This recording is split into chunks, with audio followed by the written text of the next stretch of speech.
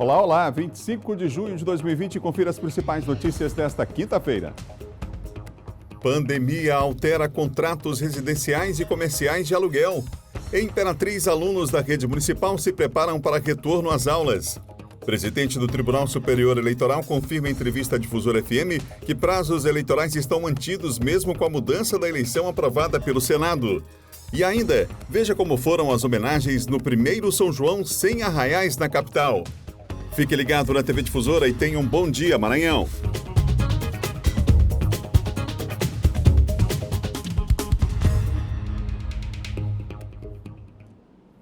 Um excelente dia para você, uma ótima quinta-feira. Estamos aqui juntos até às 8 horas da manhã com muita informação no nosso Bom Dia. Um excelente dia aos amigos que nos acompanham em Imperatriz, em Codó, em Balsas, em Açailândia.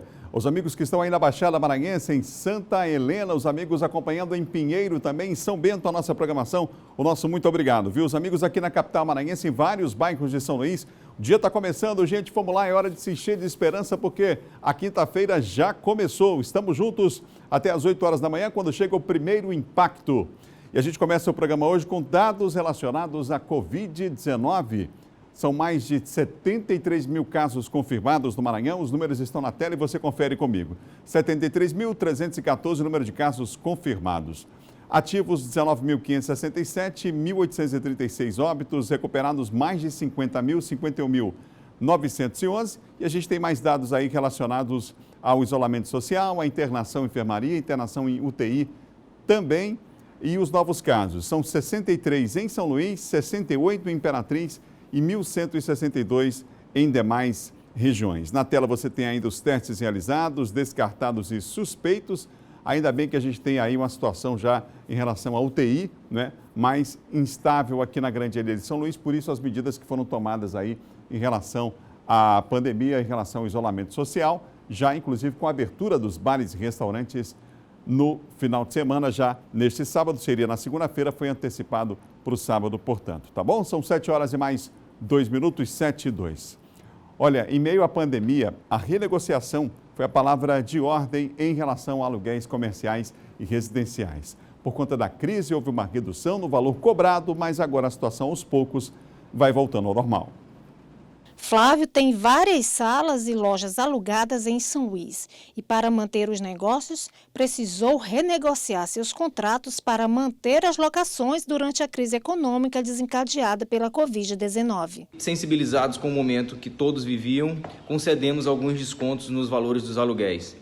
Passado o momento crítico e a retomada das atividades normais, esses contratos estão voltando ao padrão anterior à crise. Nesse cenário de crise, a vantagem está com o inquilino, que até outubro deste ano está protegido por um projeto de lei aprovado pelo Senado Federal que impede ações de despejo durante a crise sanitária provocada pelo novo coronavírus.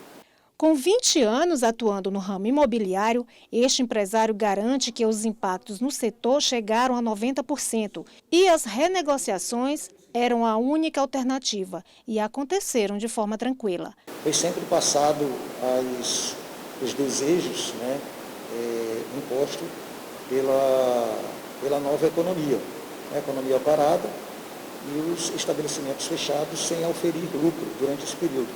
Então, foi-se necessário fazer uma composição em um desconto proporcional à locação existente. Nas locações comerciais, os acordos permitiram descontos entre 20% e 50%, redução de 50% por um determinado período estabelecido entre as partes com aditivo contratual ou ainda a suspensão da cobrança do aluguel.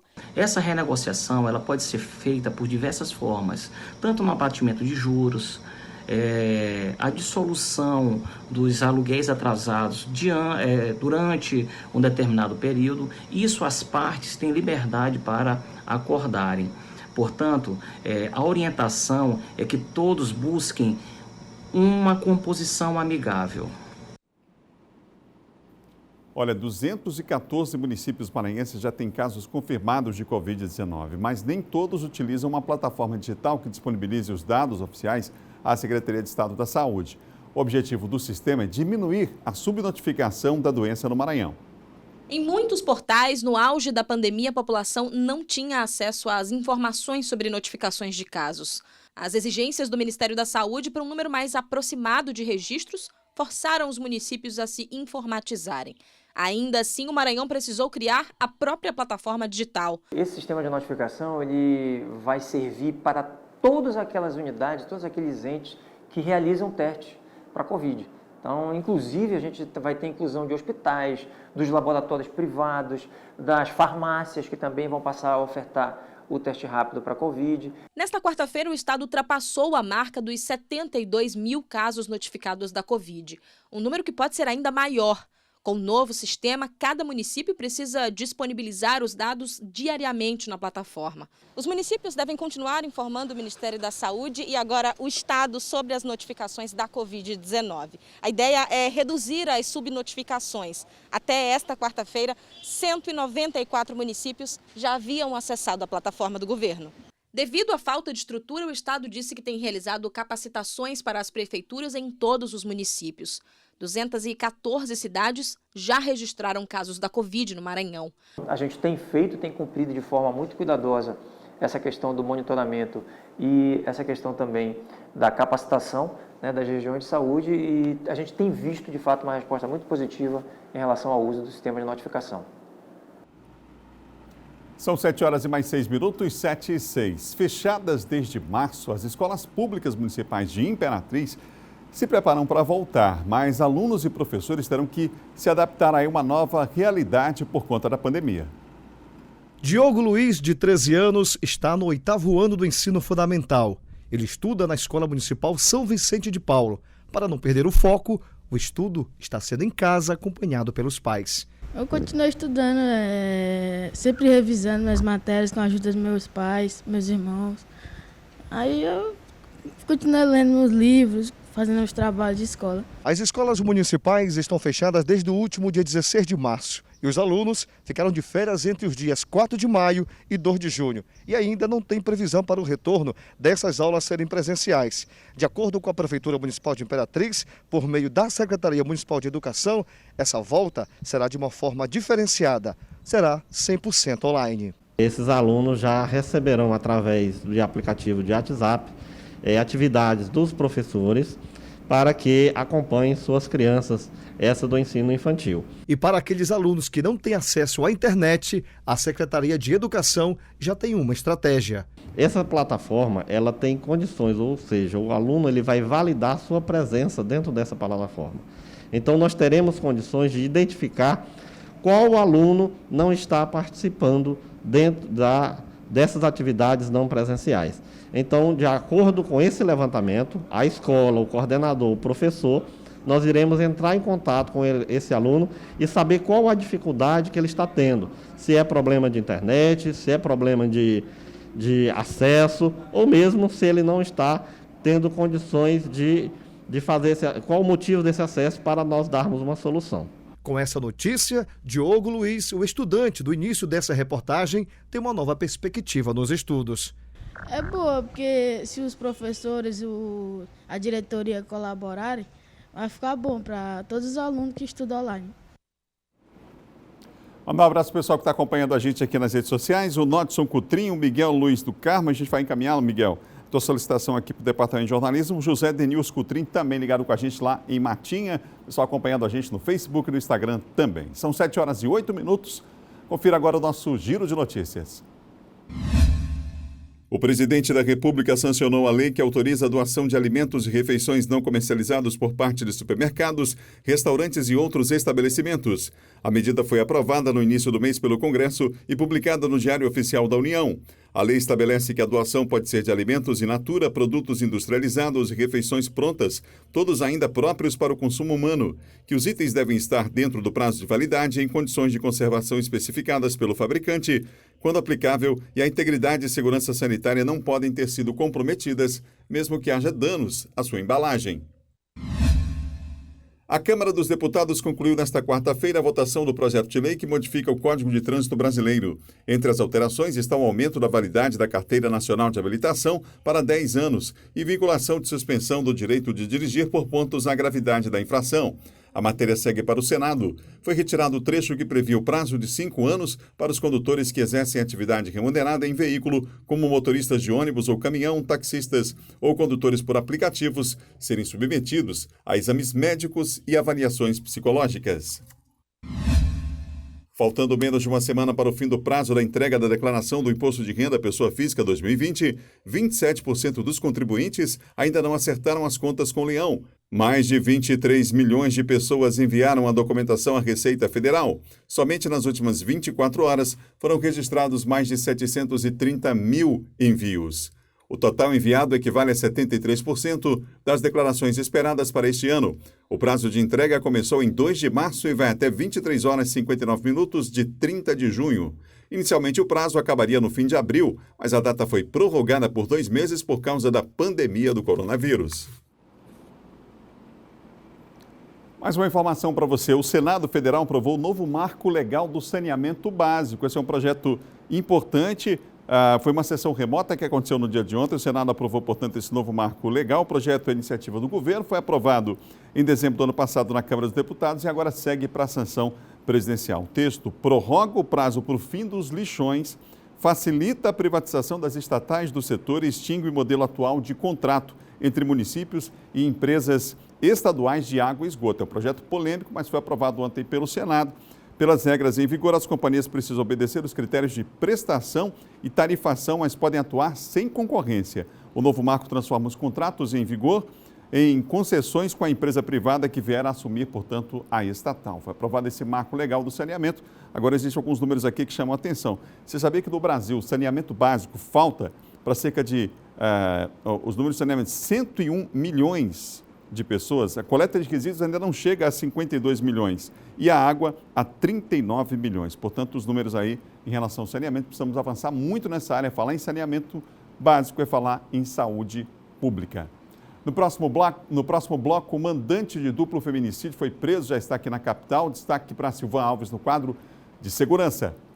E mais, Conselho incentiva doações para o Fundo Municipal da Criança e do Adolescente. A gente volta já, são 7 horas e mais 12 minutos, um instante só.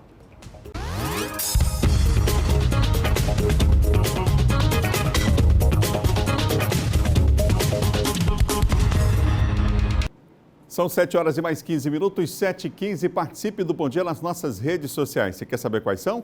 Olha só, aparece para você aí agora na tela.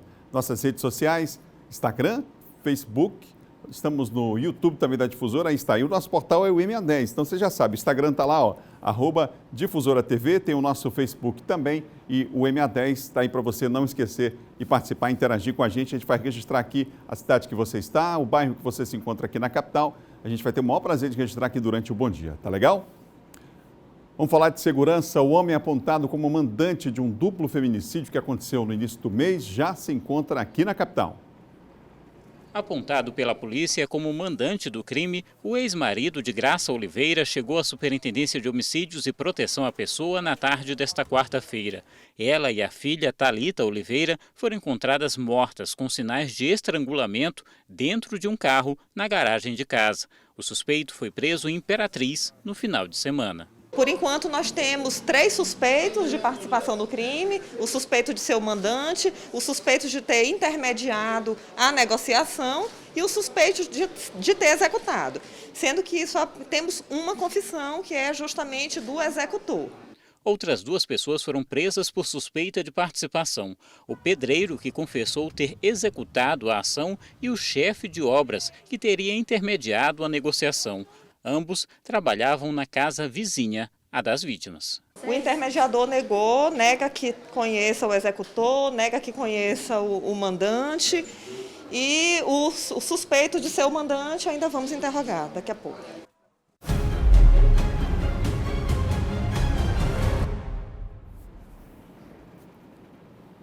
Silvan, portanto, a tendência aí é se fechar todos os detalhes desse crime que chamou a atenção, não é? Ainda faltam pessoas que devem ser ouvidas, portanto, a delegada deu alguns detalhes. Que outra informação você tem a respeito desse caso, Silvan? É que o senhor Geraldo Abad, ele criou um álibi, não é? Tentou sustentar esse álibi e se distanciar da cena do crime. Teve no dia do crime, que foi no dia 7, na madrugada do dia 7, do dia 5 para o dia 7, ele foi para Imperatriz, estava fora do domicílio. Durante esse período aí ele ficou transitando entre Imperatriz e o Pará, a cidade lá do Pará, e estava com um pedido, né, de relaxamento de prisão, que ele pediu através dos advogados dele, mesmo não tendo sido preso, né? Tanto que quando ele foi abordado lá pelo pessoal lá do Departamento de Homicídios, lá de Imperatriz, ele disse que ter ficado surpreso porque estava aguardando, né, que a prisão dele fosse relaxada, mesmo ele não tendo sido preso ainda, né? O que agora falta nesse caso aí, Alberto, só laudos complementares, né? Que alguns laudos já afirmaram, né, que o DNA, por exemplo, do buiú é o mesmo compatível com os tecidos que foram encontrados nas unhas da Thalita, né, que é a menina que teve luta corporal com o acusado, o valor que foi definido para contratar o crime também, isso está evidenciado, né? O seu Geraldo, como mandante, ele nega, né? Como também o intermediário nega que tenha, que ele conhecesse o seu Geraldo, que conhecesse também um buiú, e, portanto, nega que tenha sido o agenciador, né, desse crime aí. O móvel já também está esclarecido, que foi o motivo, a motivação do crime foi a disputa pelos bens do casal, né, no processo de separação, e o seu Geraldo estaria insatisfeito, de acordo com o que consta nos autos, em depoimentos tomados, de testemunhas, de que ele perdeu, levou aos últimos revés, como, por exemplo, a questão da posse de uma empresa e também de um terreno de grande valor comercial no interior do estado. Silvão, vamos falar de outro assunto, porque houve uma invasão de ladrões na Vila Nojosa, em São José de Ribamar? Isso, exatamente. Essas são imagens de câmera de segurança de uma chácara, né, onde eles invadem. Isso aí, nessa noite, eles invadiram várias casas, várias residências. Aí tem muitos... Em Passo do Lumiar, que falou de Ribamar, exatamente, né? Passo do Lumiar, exatamente. Eles nessa região aí, fizeram arrastão em várias casas. Aí tem muitas chácaras, né? Muitas chácaras, sítios. Então, eles invadiram várias chácaras, sítios aí. Nesse caso aí, lá na chácara do seu Portela, lá ele é proprietário de material de construção, portanto, uma pessoa bastante conhecida lá. O alarme disparou. E percebe-se notadamente quando o alarme dispara, ele volta, né? Os indivíduos voltam, pulam o muro de volta depois de já estarem dentro da propriedade aí desse cidadão. Mas além desse caso aí, eles roubaram televisão, roubaram vários objetos, até porque são muitos, né? Aí nessa região aí da Vila Nojosa, lá no município de Passo do Lumiar. Assim como também lá na Vila Dr. José Silva, que é outra comunidade que tem bem ao lado também. Silvão, mais um motorista de aplicativo foi assaltado, Silvão. Onde é que aconteceu isso? Esse motorista de aplicativo é o terceiro motorista de aplicativo assaltado nas últimas 24 horas. Ele foi levado lá para a região do Andiroba, essa região ali da Zona Rural 2, quem vai para Santa Bárbara, Mato Grosso, Tajipuru. Ele foi levado e foi libertado, retirado da mala. Depois de ter já está sendo retirado da mala na imagem aí, a polícia chegou, retirou esse motorista de aplicativo da mala, felizmente, né? Só o susto que ele levou. A propósito, Alberto, só da madrugada de sábado, de sexta para sábado, foram 5 motoristas de aplicativos assaltados aí. Então, esse pessoal aí, eles estão se reunindo e na próxima semana eles vão fazer uma manifestação pedindo mais segurança nesse transporte aí, desse tipo de transporte que é o transporte de aplicativo. O que é possível fazer, Silvano? Tem ideia? A polícia, você ainda há pouco no Bandeira 2 falava sobre isso, né? Como é que a polícia, você está ali, como é que vai identificar se o carro é de aplicativo ou não? Isso dificulta também a ação? É isso que o comandante-geral da Polícia Militar do Estado do Maranhão estava buscando discutir com a categoria, para que haja um modo, né, de que o policial ele perceba que aquele ali é um carro diferenciado, é um carro de aplicativo, para intensificar mais essa abordagem, esse tipo de abordagem, porque do contrário, né, talvez um adesivo, alguma coisa, né? Exato, alguma coisa que eles estão buscando uma forma, estão fazendo um estudo, né, que esse carro fique mais visível na percepção do policial que está trabalhando na rua. Obrigado, Silvano. Ok. Bom dia, Alberto. Bom dia a todos. Silvão Alves, que apresenta a gente de segunda a sexta, 6 da manhã, o Bandeira 2 aqui na TV Difusora. Vem comigo, são 7 horas e 22 minutos, 7h22. Muita informação até às 8, quando chega o primeiro impacto. Olha, muitos acidentes são provocados, em especial nessa época do ano, por conta do uso de cerol em linhas de pipas. Essa semana, a Guarda Municipal e a Defesa Civil apreenderam material em operação conjunta em Imperatriz. Vamos ver. O material foi apreendido esta semana durante uma operação conjunta da Guarda Municipal e a Defesa Civil do município. Foi feita uma orientação, nesse primeiro momento, a maioria estavam próximos à residência, né? Esses aí foram, os pais responsáveis foram alertados, né? Isso aí. mas nós estamos tentando intensificar essa ação. Uma lei municipal estabelece multa caso uma criança ou adolescente seja flagrado empinando pipa utilizando linha com cerol. A multa são 50 unidades fiscais do município. O Juizado da Infância e Adolescência também pode ser acionado. O cerol é uma mistura de cola e vidro colocada na linha de uma pipa para derrubar a outra. Só que se tornou um perigo, principalmente para ciclistas e motociclistas. Esta semana, um motociclista foi atingido no pescoço quando trafegava na Avenida Pedro Neiva de Santana. As autoridades prometem continuar com as fiscalizações. Iremos continuar com a fiscalização e a intenção é fazer a abordagem quando se houver pessoas soltando pipa com linha de cerol, linha chilena, e se for detectado, vai ser apreendido as linhas. Você ligado no Bom Dia Maranhão, nessa manhã de quinta-feira, são 7h24, gente, 7h24. O Conselho Municipal de São Luís está incentivando a doação ao Fundo Municipal dos Direitos da Criança e do Adolescente. Sobre o assunto eu converso agora com o Marcos Japi, que é presidente do Conselho. Japi, bom dia para você. Bom dia, Adalberto. Bom dia, Japi, a gente está no momento aí agora de entrega de declaração do imposto de renda, né? Termina agora, dia 30. E aí, o que essa data, que relação ela tem com a possibilidade de doação para o Fundo Municipal, para quem não conhece o assunto? Então, Adalberto, o Estatuto da Criança e do Adolescente, a Lei 8.069, ela traz esse mecanismo tão importante, que é a doação para o Fundo da Infância. Então, durante esse período, as pessoas têm a oportunidade de fazer a sua declaração de imposto de renda e, na dedução dos seus impostos, ajudar o Fundo da Criança e do Adolescente aqui de São Luís. E como é que a pessoa, na prática, deve fazer, Japi, para doar, para que esse dinheiro, de fato, chegue a esse destino que é tão importante? Então, elas têm até o dia 30 agora desse mês para fazer essa declaração, né? Então, ao doar, ela vai lá seleciona o fundo, o Estatuto da Criança e do Adolescente, que aí na hora vai aparecer o Fundo da Criança e do Adolescente aqui de São Luís, e vai aparecer também a conta, e lá o sistema sistema de declaração vai aparecer lá qual é o valor que a pessoa vai destinar ao Fundo da Infância e Adolescência de São Luís. Então, com esses valores, Adalberto, nós abrimos edital, no final de todo esse processo, nós abrimos editais que estão para apoiar projetos sociais voltados para crianças e adolescentes aqui na nossa cidade.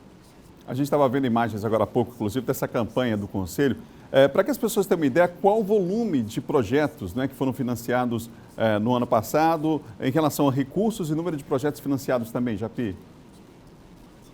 No ano passado, Adalberto, nós tivemos cerca de 20 projetos aprovados com o Fundo da Infância e do Adolescência, totalizando 2,7 milhões de reais. Para esse ano, no último edital, nós tivemos 25 projetos aprovados, que cada um deles no valor de R$200 mil para instituições aqui de São Luís. Então, esse ano será destinado, Adalberto, 5 milhões de reais para investimento nesses projetos sociais voltados para criança e adolescente aqui na nossa cidade. São projetos sociais na área de educação, de esporte, de cultura, na área de protagonismo juvenil, em bairros variados aqui da nossa cidade.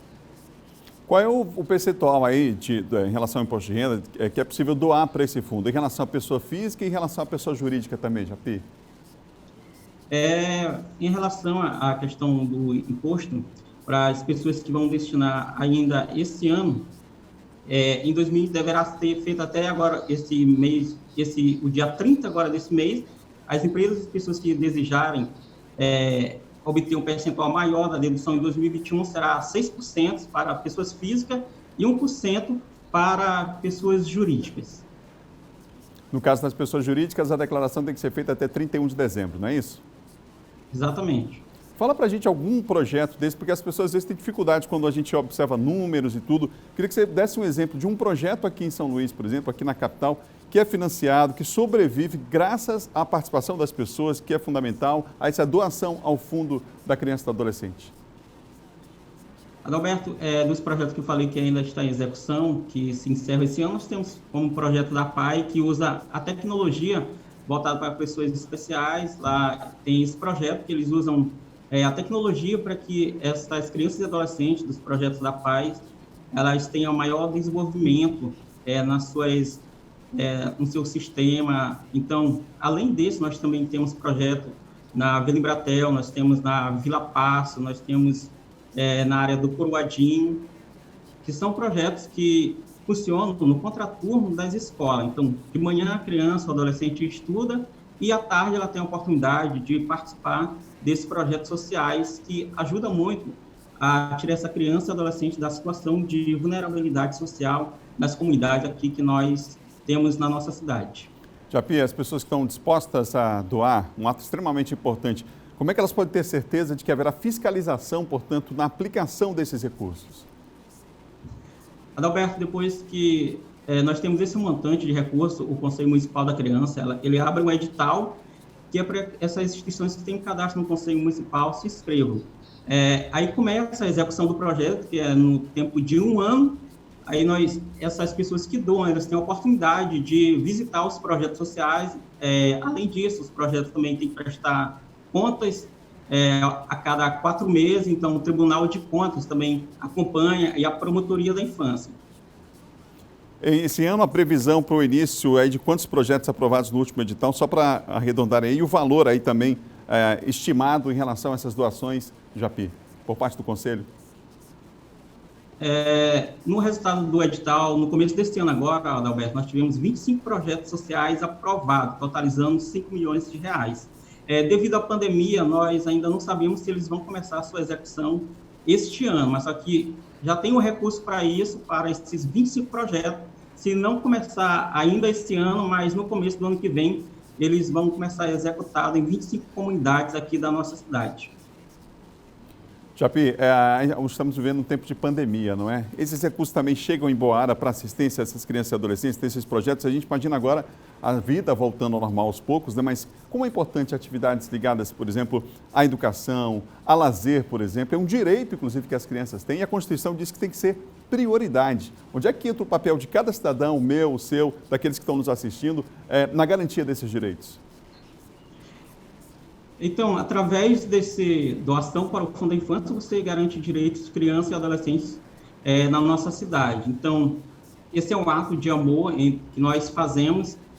Aí entra a garantia de direitos da criança e do adolescente. Nós temos mais de 200 instituições cadastradas no CMDCA que podem executar esses projetos. Então, nós sabemos muito bem que o governo municipal, estadual e federal, muitas das vezes não tem como atender todas as comunidades. Então, essas instituições da sociedade civil, elas estão nas suas comunidades para fazer esse papel de desenvolver projetos sociais voltados para criança e adolescente. E é através desse fundo que as pessoas têm a oportunidade de ajudar e contribuir para que crianças e adolescentes tenham seus direitos assegurados através de cada um desses projetos sociais em diferentes áreas. Quero só lembrar que esses projetos, a gente falou sobre a segurança, por exemplo, das pessoas doarem esse valor, eles são todos fiscalizados, gente. Há um relatório que é enviado ao Tribunal de Contas, ao Ministério Público também, e atualmente são mais de 150 organizações não governamentais cadastradas no Conselho Municipal da Criança e do Adolescente aqui da capital. Eu conversei com o presidente Marcos Japi aqui no programa sobre a doação. Boa sorte na campanha, Japi. Conte com a gente aqui. Obrigado, Alberto. Daí, portanto, o Marcos Japi, nosso entrevistado, falando dessa campanha importante, gente, de doação. Vamos aproveitar aí, imposto de renda está, dia 30, está chegando o prazo final aí, para vocês sinalizarem, então, a sua doação, pessoa física ou pessoa jurídica, nesse ano de 2020 ao Conselho. São projetos maravilhosos, vidas estão sendo transformadas a partir de gestos importantes, como a doação ao Fundo Infanto-Juvenil. São 7h32, 7h32. Nos primeiros 15 dias deste mês, mais de 100 focos de queimadas já foram registrados aqui no estado do Maranhão. Segundo especialistas, o período de estiagem só deve acabar em setembro. A câmera de segurança de uma residência registrou o momento em que uma bomba foi jogada nesse terreno localizado no bairro Santa Inês, em Imperatriz, região já bem conhecida pela alta incidência de queimadas. Em poucos minutos, o fogo se alastrou e deixou o local assim. A gente não sabe se é uma brincadeira de criança, se são adultos, a gente não consegue identificar. O que a gente consegue perceber é a total falta de educação das pessoas em relação ao meio ambiente. Como o período de estiagem só deve acabar em setembro, a recomendação para evitar queimadas é que as pessoas mantenham seus terrenos limpos, evitem o acúmulo de lixo e não limpem terrenos na zona rural utilizando fogo. A situação preocupa. De acordo com o Instituto Nacional de Pesquisas Espaciais, os principais focos de queimadas já registrados foram entre os dias 1º a 15 de junho deste ano, com 173 focos em todo o Maranhão. Esse período de junho é um período tranquilo, né? Mas provavelmente os meses de julho, agosto e principalmente setembro são muito críticos aqui para a unidade nessa questão de incêndio florestal. O clima seco propicia as queimadas porque a falta de chuva prolongada deixa o solo e a vegetação ressecada, o que facilita o alastramento do fogo, que muitas vezes pode sair de controle e causar transtornos. Segundo o Corpo de Bombeiros, esses incêndios podem ter origens criminosas, naturais, queima de vegetação e a orientação é fazer contato com os bombeiros por meio do telefone de emergência que é o 193. Um abraço a você que nos acompanha pelas plataformas digitais, a Joana Medeiros, o Mauro Macedo está mandando bom dia para todo mundo lá em Nova Gapara. Neuza Tavares está em Rosário, o Ailton Souza está com a gente também, ligado em São Bento, e o Leusivaldo Silva ligado com a gente também na Cidade Olímpica. Obrigado, gente, pela participação. Está aí as nossas redes sociais, o portal Minha 10 para você acessar. Participe, a gente faz questão de registrar a sua participação no bairro que você mora em São Luís, na cidade que você reside e acompanha o nosso Bom Dia. São 7h34, é hora de fazer aquela pergunta, será que vai chover? Vem comigo porque em São Luís hoje o céu vai estar parcialmente nublado, possibilidade de chuva sim, mas uma chuva isolada, mínima de 24, máxima de 32 graus na capital maranhense. Na segunda maior cidade do estado, Imperatriz, céu parcialmente nublado, baixa probabilidade de chuva, mínima de 20, máxima de 34 graus. Caxias, na região dos Cocais, com céu parcialmente nublado, possibilidade de chuva isolada. 21 é a mínima em Caxias, a máxima 32 graus. Mais 3 cidades do nosso mapa, parceria com o Lab Médica Laboratório de Meteorologia da Universidade Estadual do Maranhão, Bacabal, Itapecurumirim e Balsas. Em Bacabal, céu parcialmente nublado, possibilidade de chuva isolada, mínima de 11 graus, era 21. Se fizer 11 graus hoje em Bacabal, a gente vai se arrumar e vai para lá, se der tempo ainda. É 21, houve um probleminha ali, o máximo 33 graus, tá bom?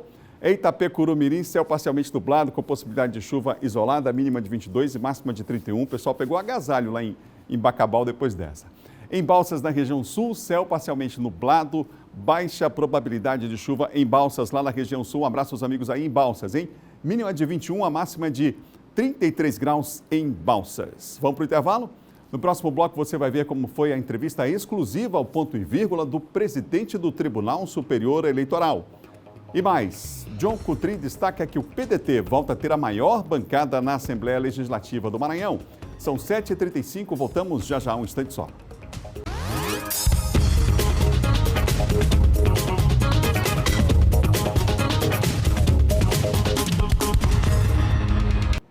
São 7h39. O nosso muito obrigado pela audiência. Você em todo o estado acompanhando o nosso Bom Dia aqui pela TV Difusora nesta quinta-feira.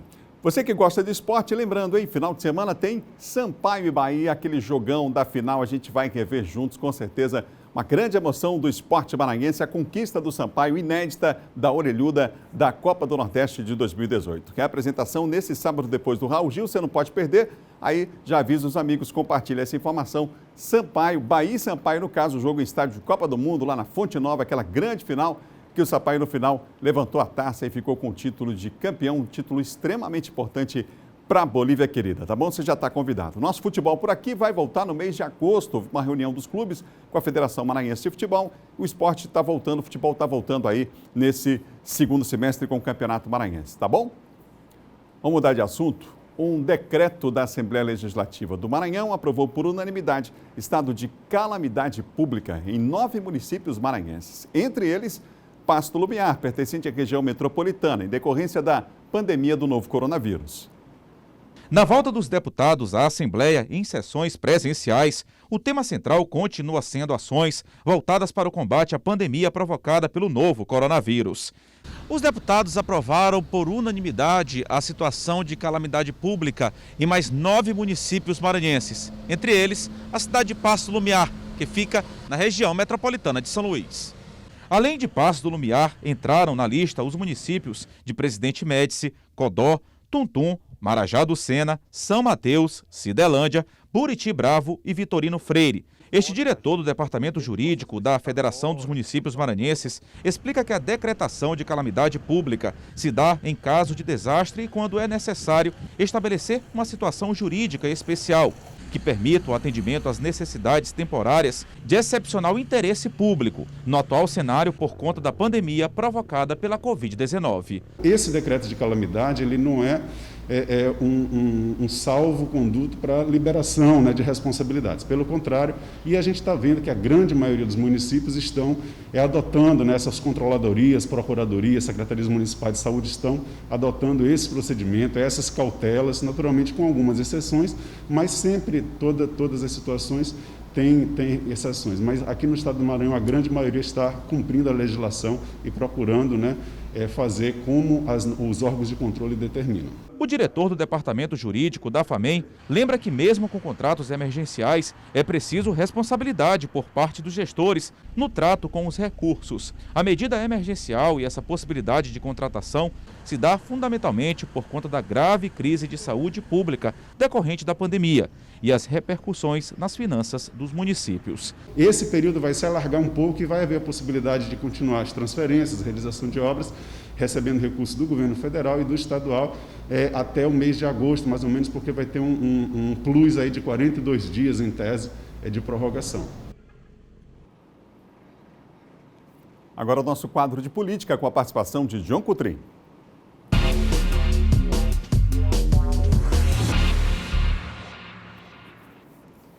Bom dia, boa quinta-feira, João. Bom dia, Adalberto.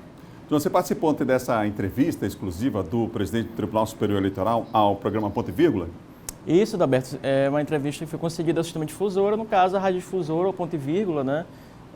O presidente do Tribunal Superior Eleitoral, o ministro Luiz Barroso, que também faz parte do STF, ministro do STF. E ele concedeu essa entrevista exclusiva aqui ao Ponto e Vírgula e falou sobre o tema adiamento das eleições. Adalberto, ele comentou, né, a aprovação da PEC no Senado, em 2 turnos, inclusive elogiou o senador do Maranhão, o senador Everton Rocha, líder do PDT no Senado, porque foi uma tramitação recorde. Ele disse que em menos de 48 horas o senador Everton conseguiu articular com as lideranças, com os partidos ali no Senado a aprovação dessa PEC, que passa agora, Adalberto, para a Câmara, né? Vai ser encaminhada para a Câmara para aprovação. Mas o ministro Barroso disse o seguinte, foi perguntado, questionado sobre alguns pontos, e ele falou sobre, por exemplo, como vai ser essa campanha, né, Adalberto, nessa nova realidade. É um momento diferenciado. Diferenciado. Ele disse que o candidato tem que usar a criatividade. Ele até brincou, usou o exemplo dele com os netos, né? Disse que de vez em quando ele vai lá no portão, né, conversa com os netos de longe, vai no portão, joga o presente para o outro lado, né? E ele falou que isso também serve para os candidatos, tem que usar a criatividade. Vai no portão do cidadão, conversa de longe, usa o carro de som, usa algum artifício, porque vai ser eleições diferenciadas. Irão ser eleições diferenciadas. João, a gente tem uma reportagem, inclusive, sobre a repercussão dessa aprovação no Senado, do adiamento das eleições, e um trecho, inclusive, lá da participação do ministro aqui na Rádio Difusora FM. Vamos ver a reportagem. O texto aprovado permite o adiamento do primeiro turno das eleições municipais de 4 de outubro para 15 de novembro e do segundo turno para 29 de novembro. Na proposta aprovada pelo Senado, fica garantido o período dos mandatos atuais. A posse dos eleitos também segue mantida para 1º de janeiro. As alterações valem somente para este ano e foram adotadas como medidas de proteção ao novo coronavírus. A relatoria da proposta de emenda à Constituição foi do senador Everton, líder do PDT. Esta ideia não saiu daqui do Senado Federal. Fomos provocados pelo momento que estamos vivendo. O Tribunal Superior Eleitoral chamou os especialistas, chamou a comunidade médica e temos uma realidade que precisa ser enfrentada. Então aqui não se trata de uma decisão política, aqui trata de uma questão sanitária, trata-se da vida, trata-se da saúde. Foi um relator meticuloso, dedicado, empenhado, estudou a fundo a matéria, fez audiências, conversou com muitos segmentos, ainda que num prazo relativamente curto, ele se desdobrou com esmero digno de nota e de elogios. Então, eu quero cumprimentá-lo, aliás, também pela transparência, porque durante todo o processo ele fez circular as minutas de relatório, ouviu sugestões dos senadores, então é algo, de fato, digno de nota, claro, numa matéria tão complexa como essa. Então, eu quero fazer esse primeiro registro do brilho do relatório, que tem a minha adesão completa, que já votei no primeiro turno e votarei também no segundo a favor. A PEC define também o período entre 31 de agosto e 16 de setembro para a realização das convenções para a escolha dos candidatos pelos partidos e a deliberação sobre as coligações. Ficou para 26 de setembro o prazo final para registro dos candidatos. Após a data, começa a propaganda eleitoral no rádio, na TV e também pela internet.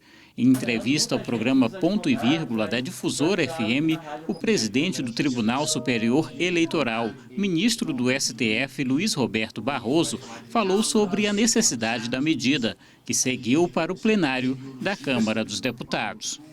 O TSE é mais do que estar de acordo com o adiamento. Nós recomendamos o adiamento ao presidente do Senado e ao presidente da Câmara. Portanto, os políticos, se quiserem, podem botar esse adiamento na nossa conta, porque, e não é uma decisão política, é uma decisão técnica, porque se todos os médicos que são referência nas suas áreas recomendaram isso, a gente na vida deve seguir a ciência. Quando a gente está doente, vai no médico, quando está no avião, segue o comandante manda, e quando constrói uma casa, ouve o engenheiro. Portanto, a gente tem que ouvir os profissionais. Foi isso que nós fizemos. Nas ruas de São Luís, eleitores concordaram com as mudanças.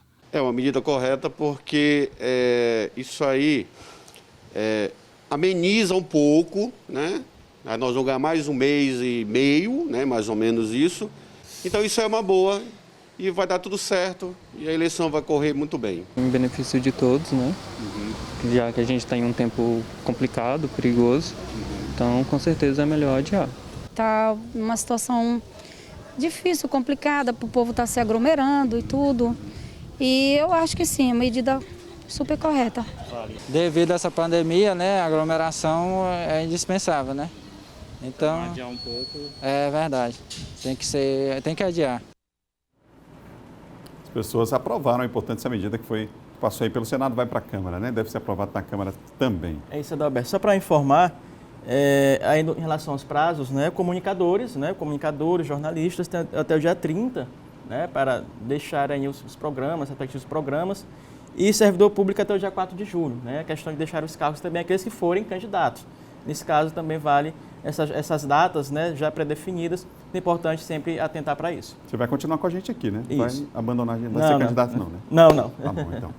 Olha só, tem político fazendo live, muitos, né? Aliás, é difícil você hoje convidar as pessoas para assistir tua live, porque ele também está numa outra live, isso, né? Mas tem político desistindo de live também, João, explica isso aí. Olha, isso seria uma live histórica, viu? Assim como foi a do Barroso, ministro Barroso aqui no Maranhão. Essa live reuniria praticamente todas as lideranças políticas do país, né? O próprio o ex-presidente José Sarney, ex-presidente Michel Temer, ex-presidente FHC. O Lula foi convidado, não aceitou, mas os demais, Ciro Gomes, o Luciano Huck, o governador Flávio Dino, participariam, né, de, digamos assim, um comício, né, do movimento chamado Direitos Já, organizado pelo Fernando Guimarães, que é um sociólogo e ex-membro do PSDB. E ele tinha já acertado com todo mundo, Adalberto, não é? Aí parece que surgiu um convite aí para o Moro, aí um já disse, não, Guilherme Boulos, se o Moro participar, eu não participo, o Boulos. Aí Fernando Haddad também ficou meio assim, outros nomes também. E aí, de última hora, ontem também, o ex-presidente José Sarney e Michel Temer, que teriam confirmado participação, desistiram. Não é? O ex-senador José Sarney, presidente da República, disse que vai adotar, né, a tradição americana de que ex-presidentes não criticam o presidente atual, porque nesse movimento havia um debate sobre a questão do atual presidente Bolsonaro. Né? Uns queriam ler o manifesto no começo da live, outros não concordaram, e isso gerou uma desagregação. O ex-senador José Sarney foi um deles, disse que não quer adotar essa postura de criticar o presidente Bolsonaro, como nós falamos, que ele quer adotar a postura americana, de não, né, fazer críticas aos presidentes anteriores, atuais. Então ele preferiu não participar, assim como Michel Temer, que já tinha enviado até um vídeo para essa live e acabou cancelando também. Mas Amanhã, Adalberto, ainda está marcada esse comício em prol da democracia com o governador do Maranhão, Flávio Dino, Ciro Gomes, Marina Silva, Luciano Huck, FHC, e uma série de alguns deputados e senadores também participarão amanhã, sexta-feira. Muito importante, eu acho que é muito importante neste momento, e sem a participação do Lula, sem a participação do Sarney, do Temer e do próprio Sérgio Moro, que queria, né, até deu um indicativo, sinalizou, mas não aceitaram o Moro nessa live, não. Olha, o PDT na Assembleia Legislativa volta a ser a maior bancada de uma partir de agora, por quê? Porque, infelizmente, Adalberto, com o falecimento do deputado Zé Gentil, houve uma mudança nessa configuração, né, da Assembleia Legislativa. O Zé Gentil faleceu e foi efetivado o primeiro suplente, que é o deputado Edivaldo Holanda. Então, Edivaldo Holanda agora é deputado, é efetivado, não é mais suplente, e isso mudou, né, a configuração ali dos deputados. Por exemplo, como o deputado Edivaldo subiu, então abriu-se uma suplência, no caso. E quem acaba assumindo essa suplência é a deputada Valéria Macedo, do PDT. Com isso, o PDT passa a ter 6 deputados. No caso, quem iria assumir era a deputada Ana do Gás, que iria assumir o mandato dela, retornar, né? Ela era secretária da Mulher do governo Flávio Dino, e ela queria retornar, mas uma articulação, e ela preferiu continuar de licença, e por isso a deputada Valéria Macedo, portanto, sobe na condição de suplente e irá assumir o mandato. A deputada Valéria Macedo, ali da região sul, né, irmã do Deoclides Macedo, que foi prefeito de Porto Franco, hoje ocupa um cargo nas Gasmar, no governo do estado, e já foi deputada no mandato passado, né? Então ela volta novamente a ocupar ali a tribuna da Assembleia. Portanto, mais um deputado, né, que passa a integrar ali a Assembleia Legislativa. Obrigado, João. Até amanhã. Até amanhã. Nosso Diogo Coutrin, colunista de política, ainda bem para nós, vai continuar com a gente aqui até o final do ano, vai seguir em frente como colunista aqui do nosso quadro de política. Não teve nem tem nenhuma pretensão de ser candidato, nosso Diogo Coutrin. A gente vai continuar acompanhando ele aqui conosco, ainda bem, né, trazendo as informações dos bastidores do campo político. Ontem, entrevista, parabéns à equipe de produção da Rádio Difusora FM, do Sistema Difusora de Comunicação, entrevista histórica com o presidente do Tribunal Superior Eleitoral, ministro Barroso, extremamente acessível ali, você viu, de bom trato, falando com extrema tranquilidade ali sobre essa eleição, sobre o adiamento das eleições, portanto, aqui em nosso país. São 7 horas e mais 53 minutos, 7h53. E os donos de bares e restaurantes aqui da capital já se preparam para a reabertura antecipada para o fim de semana? Medidas de segurança foram discutidas em uma reunião virtual. A reunião virtual contou com a participação de responsáveis por bares e restaurantes de São Luís, que voltam a funcionar no próximo sábado, dia 27. Nesta fase de reabertura, é fundamental que todos os estabelecimentos sigam corretamente os protocolos de segurança, para que ninguém seja exposto aos riscos de ser contaminado pelo novo coronavírus. Esse novo olhar que a gente tem que ter para a cidade, para os estabelecimentos, não são questões difíceis de ser adequadas, são coisas simples, mas a gente tem que fazer parte da rotina. A limpeza, né? Principalmente no uso da água sanitária para limpar os estabelecimentos. Que aí a vigilância sanitária que está dando todos esses protocolos que está aqui falando online agora com a cadeia produtiva. Então nós temos, além de ter o atendimento turístico que a gente tem que ter na cidade, nós temos que ter o atendimento sanitário. Bares e restaurantes seguem fechados há mais de 3 meses, desde que a Covid-19 se tornou uma ameaça em todo o estado. Sem dúvida, o setor de turismo foi um dos que mais sofreu as consequências da disseminação da doença. Mesmo com o número de novos contaminados diminuindo em São Luís, é preciso seguir à risca todas as orientações. Afinal, a Covid-19 ainda vem fazendo novas vítimas no Maranhão. A partir do momento que bares e restaurantes voltarem a funcionar em São Luís, a Vigilância Sanitária Municipal entrará em ação realizando fiscalizações. O objetivo é verificar in loco se os responsáveis por esses estabelecimentos estarão cumprindo todas as recomendações sanitárias exigidas. Esse primeiro momento vai ser um momento educativo, onde a vigilância sanitária vai estar passando, né, as orientações, mas ressaltando que, havendo a necessidade que haja uma intimação, os estabelecimentos serão intimados, né, havendo uma irregularidade, eles serão intimados para cumprir, pode ser até mesmo num prazo de 24 horas, dependendo da situação emergencial, ou até mesmo em caso que não haja o cumprimento das medidas sanitárias, a interdição do estabelecimento. Só lembrando que o pessoal precisa ficar atento que ontem já tinha bar aberto aqui em São Luís, na litorânea. Nós mostramos no fim de semana bares abertos. Ontem restaurantes estavam abertos mesmo com a possibilidade de multa, né? Então, devagar com andou, né? São 7h56, 7h56. A quarta-feira foi voltada para homenagens a São João e não poderia ser diferente, né? Mas foi um São João diferente, sem arraiais, mas com ainda, claro, homenagens ao santo aqui na capital maranhense. Vamos ver, inclusive, a reportagem do Ciro Mineiro. Para celebrar a data especial, uma missa foi transmitida pelas redes sociais. Uma maneira bem diferente de festejar São João, que sem o coronavírus teria atraído centenas de fiéis. A escolha do tema da festividade em 2020 tem tudo a ver com o momento em que estamos atravessando. E ninguém melhor que São João para interceder pelo fim da pandemia. São João está na alma do povo, a alma do povo, porque ela é uma única festa que é conhecida no mundo inteiro, São João. E ele aqui na alma do povo maranhense nem se fala, que realmente através da sua cultura, eles comemoram com coração esta festa. Mesmo a igreja não realizando celebrações presenciais, muitos fiéis fizeram questão de irem até lá, prestar homenagens ao santo. Foi o que fez a Camila, que já teve pedidos atendidos por São João. Pedi uma vez e foi atendida rápido. Esse ano não houve procissão. Após a missa virtual, a imagem do santo seguiu em carreata por diversas ruas do centro de São Luís, uma forma de evitar o máximo de contato entre os fiéis. Nas portas das casas, várias pessoas saudaram a passagem do santo. Além da religiosidade, São João também é bastante lembrado e reverenciado pelas brincadeiras juninas. O homem chamado João. Bom Dia Maranhão termina agora. Outras notícias você confere no Portal MA10. Abraçar o pessoal que está com a gente nas redes sociais, a Iraneide Oliveira, também a Nájara Pereira, Luiz Henrique, o Hugo Bispo também acompanhando aqui nas redes sociais, tá bom? Já pode soltar as imagens, a gente vai encerrar com imagens dessa devoção enorme que temos todos nós aqui, em especial os maranhenses, por São João. Ontem foi um São João diferente, claro, sem os arraiais, mas o aspecto religioso continua mantido, a fé das pessoas, né, e a devoção também. Para você, um ótimo dia. Amanhã a gente se encontra depois do Bandeira 2, 7 da manhã, no Bom Dia Maranhão. Um abraço.